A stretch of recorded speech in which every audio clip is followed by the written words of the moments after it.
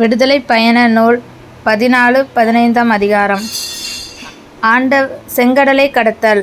ஆண்டவர் மோசேயிடம், இஸ்ரேல் மக்கள் திரும்பிச் சென்று மிக்தோலுக்கும் பாகாபால் செபோனின் அருகிலுள்ள கடலுக்கும் இடையே அமைந்த பிககிரோத்துக்கும் எதிரே கடல் அருகில் பாளையம் இறங்கும்படி அவர்களிடம் சொல். பார்வோன் இஸ்ரேல் மக்களை குறித்து, பாலை நிலம் குறுக்கிட்டதால் அவர்கள் இன்னும் நாட்டிற்குள்ளேயே அலைந்து கொண்டிருப்பார்கள் என்று கருதுவான். பார்வோனின் மனதை நான் இறுகிப்போகச் செய்வேன். அவனும் அவர்களை துரத்திக் கொண்டே வருவான். அப்போது பார்வோனையும் அவன் படைகளையும் வென்று நான் மாட்சியுறுவேன். நானே ஆண்டவர் என எகிப்தியரும் உணர்ந்து கொள்வர் என்று கூறினார். அவர்களும் அவ்வாறே செயல்பட்டனர். மக்கள் ஓடிப்போய் விட்டார்கள் என எகிப்திய மன்னனுக்கு அறிவிக்கப்பட்ட போது, பார்வோனின் மனமும் அவன் அலுவலர் மனமும் இம்மக்களை பொறுத்தமட்டில் மாற்றம் கண்டது. நாம் இப்படி செய்துவிட்டோமே, நமக்கு ஊழியம் செய்த இஸ்ரேலரை ஏன் தான் அனுப்பிவிட்டோம் என்று அவர்கள் பேசிக் கொண்டனர். எனவே அவன் தன் தேரை பூட்டி தன் ஆட்களையும் கூட்டிக் கொண்டு கிளம்பினான். தேர்ந்தெடுக்கப்பட்ட 600 தேர்களையும் மற்றும் எகிப்தில் இருந்த எல்லா தேர்களையும் அவற்றின் படைத்தலைவர்கள் அனைவரையும் கூட்டிக் கொண்டு புறப்பட்டான். ஆண்டவர் எகிப்திய மன்னனாகிய பார்வோனின் மனம் இறுகிவிடச் செய்தார். அவனும் இஸ்ரேல் மக்களை துரத்தி சென்றான். இஸ்ரேல் மக்களோ வெற்றிகை உயர்த்தியவாறு சென்று கொண்டிருந்தனர். பார்வோனின் குதிரைகள், தேர்கள், குதிரை வீரர்கள், படை ஆகிய இவை அனைத்தோடும் எகிப்தியர் அவர்களை துரத்தி சென்று பாகால் செபோனுக்கும் எதிரேயுள்ள பிககிரோத்தின் எதிரே கடலின் அருகில் பாளையம் இறங்கி இருந்த அவர்களை நெருங்கினர். பார்வோன் நெருங்கி வந்து கொண்டிருக்க இஸ்ரேல் மக்களும் தம் கண்களை உயர்த்தி எகிப்தியர் தங்களை பின்தொடர்ந்து வந்து கொண்டிருப்பதை கண்டனர். பெரிதும் அச்சமுற்றவராய் இஸ்ரேல் மக்கள் ஆண்டவரை நோக்கி கூக்குரல் எழுப்பினர். அவர்கள் மோசேயை நோக்கி, எகிப்தில் சவக்குழிகள் இல்லையென்றா நீர் எங்களை பாலை நிலத்தில் சாவதற்கு இழுத்து வந்தீர்? எகிப்திலிருந்து எங்களை வெளியேற்றி இப்படி எங்களுக்கு செய்து விட்டீரே, எங்களை விட்டுவிடும், நாங்கள் எகிப்தியர்களுக்கும் ஊழியம் செய்வோம் என்பதுதானே எகிப்தில் நாங்கள் உம்மிடம் கூறிய வார்த்தை. ஏனெனில் பாலை நிலத்தில் செத்தொழிவதை விட எகிப்தியருக்கு ஊழியம் செய்வதே எங்களுக்கு நலம் என்றனர். மோசே மக்களை நோக்கி, அஞ்சாதீர்கள், நிலைகுலையாதீர்கள். இன்று ஆண்டவர் தாமே உங்களுக்காக ஆற்றும் விடுதலை செயலை பாருங்கள். இன்று நீங்கள் காணும் எகிப்தியரை இனிமேல் என்றுமே காணப்போவதில்லை. ஆண்டவரே உங்களுக்காக போரிடுவார். நீங்கள் அமைதியாயிருங்கள் என்றார். ஆண்டவர் மோசேயை நோக்கி, ஏன் என்னை நோக்கி அளவேண்டும்? முன்னோக்கி செல்லும்படி இஸ்ரேல் மக்களிடம் சொல். கோலை உயர்த்தி பிடித்தவாறு உன் கையை கடல் மேல் நீட்டி அதனை பிரித்தெடு. இஸ்ரேல் மக்கள் கடல் நடுவே உலர்ந்து தரையில் நடந்து செல்வார்கள்.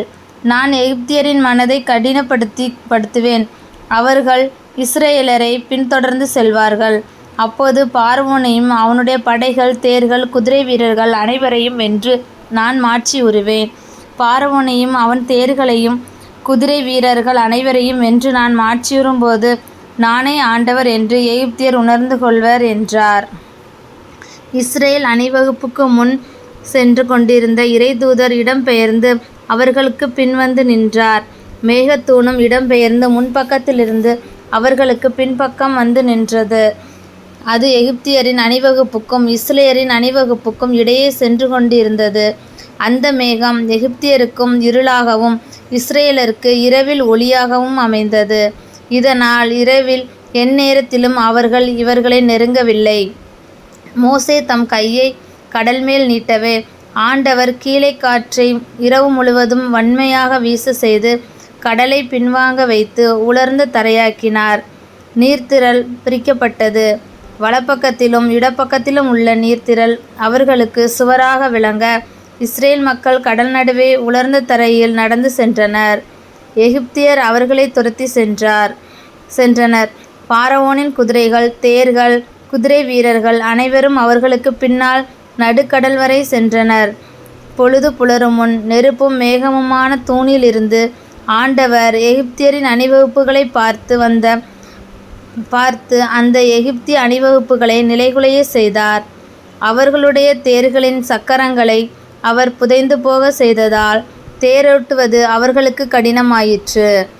அப்போது எகிப்தியர் இஸ்ரேலிடமிருந்து, நாம் ஓடிச் சென்று விடுவோம், ஏனெனில் ஆண்டவர் தாமே அவர்கள் சார்பாக நின்று எகிப்தியராக நமக்கு எதிராக போராடுகிறார் என்றனர்.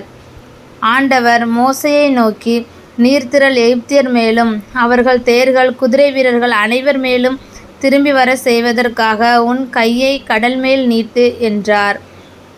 மோசே தம் கையை கடல் மேல் நீட்டவே காலையில் விடியும் நேரத்தில் கடல் தன் முன்னைய நிலைக்கு திரும்பி வந்தது. அதற்கு எதிர்ப்பட்ட அஞ்சி எகிப்தியர்கள் விரைந்தோடுகையில் ஆண்டவர் எகிப்தியரை நடுக்கடலில் அமிழ்த்தினர். திரும்பி வந்த நீர்த்திரள் தேர்கள் குதிரை வீரர்கள் மற்றும் கடலுக்குள் துரத்தி சென்ற பார்வோனின் படைகள் அனைவரையும் மூடிக்கொண்டது. அவர்களில் ஒருவன் கூட தப்பவில்லை. ஆனால் இஸ்ரேல் மக்கள் கடலில் உலர்ந்த தரையில் நடந்து சென்றனர். நீர்த்திரள் வலப்புறமும் இடப்புறமும் அவர்களுக்கு சுவராக நின்றது. இவ்வாறு ஆண்டவர் அந்நாளில் எகிப்தியர் பிடியினின்று இஸ்ரேலருக்கு விடுதலை அளித்தார்.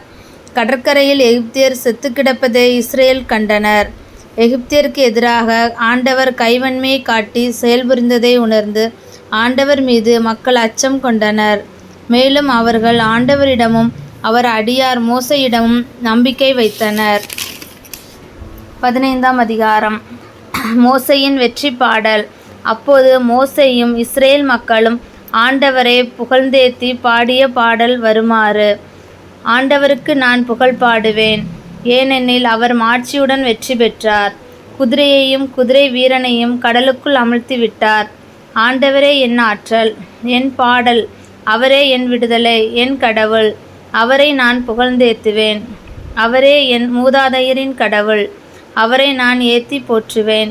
போரில் வல்லவர் ஆண்டவர். ஆண்டவர் என்பது அவர் பெயராம். பார்வோனின் தேர்களையும் படையையும் அவர் கடலில் தள்ளிவிட்டார். அவனுடைய சிறந்த படைத்தலைவர்கள் செங்கடலில் அமிழ்த்தப்பட்டனர்.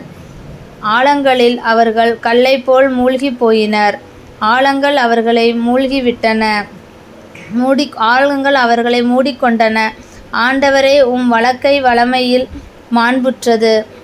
ஆண்டவரே, உமது வலக்கை பகைவரை சிதறடிக்கின்றது. உம் மாபெரும் ஆட்சியால் உம் எதிரிகளை தகர்த்தெறிந்தீர். உமது சீற்றங்கனலை கக்கி தாளடி போல் அவர்களை எரித்து விட்டீர். உம் நாசியின் மூச்சால் நீர்த்திரள்கள் குவிந்தன. பேரலைகள் சுவரென நின்றன. கடல் நடுவில் ஆழங்கள் உறைந்து போயின. எதிரி சொன்னான், துரத்தி செல்வேன், முன் சென்று மடக்குவேன், கொள்ளை பொருளை பங்கிடுவேன். என் மனம் இதனால் நிறைவு கொள்ளும். என் வாளை உருவுவேன், என் கை அவர்களை அழிக்கும். நீரோ உமது காற்றை வீசச் செய்தீர். கடல் அவர்களை மூடிக்கொண்டது. ஆற்றல்மிகு நீர்த்திரளில் அவர்கள் ஈயம்போல் அமிழ்ந்தனர். ஆண்டவரே, தெய்வங்களுள் உமக்கு நிகரானவர் எவர்? தூய்மையில் மேலோங்கியவர், அஞ்சத்தக்கவர், புகழ்ச்சிக்குரியவர், அருஞ்செயல் ஆற்றுபவர் ஆகிய உமக்கு நிகர் யார்? நீர் உமது வலக்கையை நீட்டினீர். நிலம் அவர்களை விழுங்கிவிட்டது. நீர் மீட்டு கொண்ட மக்களை உம் பேரருளால் வழிநடத்தி சென்றீர். உம் ஆற்றலால் அவர்களை உம் புனித உறைவிடம் நோக்கி வழிநடத்தி சென்றீர். இதை கேள்வியுற்ற மக்களினங்கள் அனைவரும் கதிகலங்கினர். பெலிஸ்தியாவில் குடியிருப்போரை நடுக்கம் ஆட்கொண்டது. ஏதோம் தலைவர்கள் அச்சமுற்றனர். மோவாபு தலைவர்களும் நடுநடுங்கினர். கானானில் குடியிருப்போர் நிலைகுலைந்தனர். அச்சமும் திகிலும் அவர்களை ஆட்கொண்டன. ஆண்டவரே, உம் மக்கள் கடந்து செல்லும் வரை, அதாவது நீர் உடைமையாக்கி கொண்ட மக்கள் கடந்து செல்லும் வரை உம் கைவன்மை கண்டு அவர்கள் கல் போன்று மலைத்து நின்றனர். ஆண்டவரே, எம் தலைவரே, நீர் ஏற்படுத்திய உமது உறைவிடமும் உம் மக்கள் உருவாக்கிய திருத்தலமும் அமைந்துள்ள உம் உரிமை சொத்தான மலைக்கு அவர்களை கொண்டு சென்று நிலைநாட்டினீர். ஆண்டவர் என்றென்றும் அரசாள்வார்கள். மிரியாமின் பாடல். பார்வோனின் குதிரைகள், தேர்கள், குதிரை வீரர் அனைவரும் கடலில் சென்று கொண்டிருக்க ஆண்டவர் அவர்கள் மேல் கடல் திரளை திருப்பிவிட்டார். இஸ்ரேல் மக்களோ கடல் நடுவே உலர்ந்த தரையில் நடந்து சென்றனர். இறைவாக்கினர்களும் ஆரோனின் தங்கையுமான மிரியாம் கஞ்சிரா ஒன்றை கையில் எடுத்துக்கொண்டாள். பெண்டிர் அனைவரும் கஞ்சிரா கொட்டி கொண்டாட்டும் நடனமாடிக்கொண்டும் அவள் பின் சென்றனர். அப்போது மிரியாம், ஆண்டவருக்கு புகழ் பாடுங்கள், ஏனெனில் அவர் மாட்சியுடன் வெற்றி பெற்றார், குதிரை வீரனையும் கடலுக்குள் அமிழ்த்திவிட்டார் என்று பல்லவியாக பாடினாள். கசப்பு நீர். பின்பு மோசே இஸ்ரேலரை செங்கடலிலிருந்து புறப்பட்டு போக செய்தார். அவர்கள் 3 நாள் சூர் பாலைநிலத்தில் பயணம் செய்தனர். அங்கு தண்ணீர் எதுவும் தென்படவில்லை. பின்னர் அவர்கள் மாராவை சென்றடைந்தனர். மாராவில் இருந்த தண்ணீரை பருக அவர்களால் இயலவில்லை, அது கசப்பாக இருந்தது. இதனால் தான் அவ்விடத்திற்கு மாரா என்ற பெயர் வழங்கியது. நாங்கள் எதைத்தான் குடிப்போம் என்று கூறி மக்கள் மோசேக்கு எதிராக முறுமுறுத்தனர். அவரும் ஆண்டவரை நோக்கி குரல் எழுப்பினார். ஆண்டவர் அவருக்கு ஒரு மரத்துண்டை காட்டினார். அதை அவர் தண்ணீரில் எறிய தண்ணீரும் சுவை பெற்றது. அங்கே சட்டங்களையும் ஒழுங்குகளையும் தந்து ஆண்டவர் அவர்களை சோதித்தார். மேலும் அவர், உன் கடவுளாகிய ஆண்டவரின் குரலுக்கு நீ அக்கறையுடன் செவிசாய்த்து அவர் பார்வையில் நலமாக தோன்றுவதை செய்து அவர் கட்டளைகளை பின்பற்றி அவர் சட்டங்கள் அனைத்தையும் கைக்கொண்டால் நான் எகிப்திற்கு வரச் செய்த கொள்ளை நோய்களையும் உன்மேல் வரவிட மாட்டேன், ஏனெனில் நானே உன்னை குணமாக்கும் ஆண்டவர் என்றார். பின்னர் அவர்கள் ஏலிம் சென்றடைந்தனர்.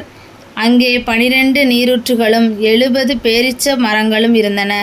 தண்ணீருக்கு அருகில் அவர்கள் பாளையம் இறங்கினர். இது ஆண்டவரின் அருள்வாக்கு. நன்றி.